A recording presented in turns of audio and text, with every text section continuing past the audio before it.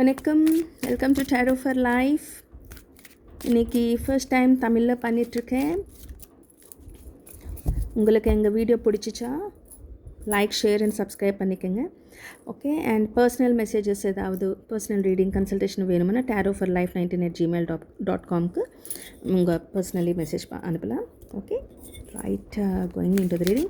உங்கள் பற்றி, உங்கள் பிடிச்சவங்க, உங்கள் லவர், உங்கள் ஹஸ்பண்ட், நீங்கள் யார் பற்றி நீங்கள் நினைக்கிறீங்களோ அவங்க உங்கள் பற்றி என்ன நினைக்கிறாங்க, அது யார் இருந்தாலும் சரி.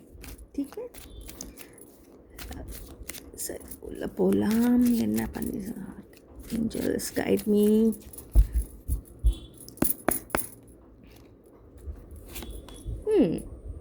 Ace of cups. Ace of கப்ஸ்னா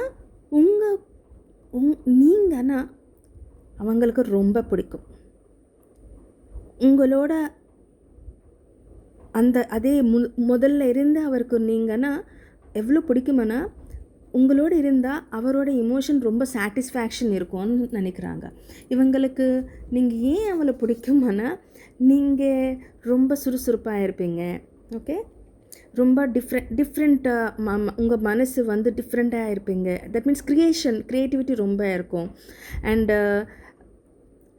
நீங்கள் அவருக்காக எவ்வளோ கஷ்டப்படுவீங்களோ அவருக்கு தெரியும். அவங்களுக்காக நீங்கள் எவ்வளோவா டைம் கொடுப்பீங்களோ அவங்களுக்கு தெரியும். அதனால் இவருக்கு நீங்கன்னா ரொம்ப பிடிக்கும்.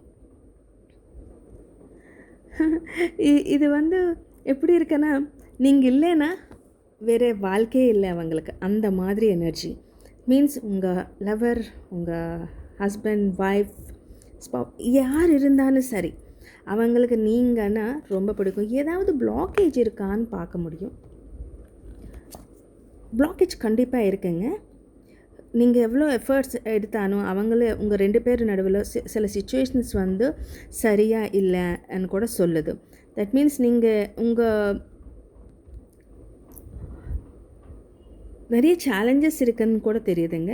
ஸோ இதுக்காக நீங்கள் என்ன செய்யணும்னு சொல்ல போனால்,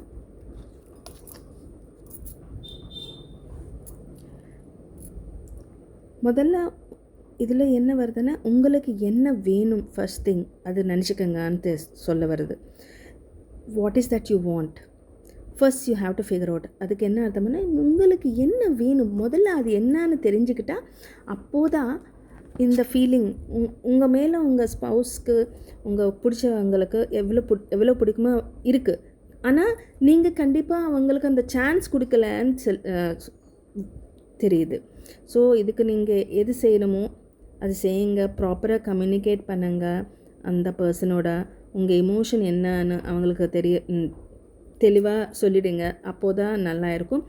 இது ஒருவேளை ரொம்ப நாளாக இந்த பர்சன் பிரிஞ்சிச்சுன்னா கொஞ்சம் டைம் எடுத்துக்கிட்டு முதல்ல உங்களுக்கு என்ன வேணும்னு தெரிஞ்சுக்கிட்டு அதுக்கப்புறம் முன்னிக்கு போங்க.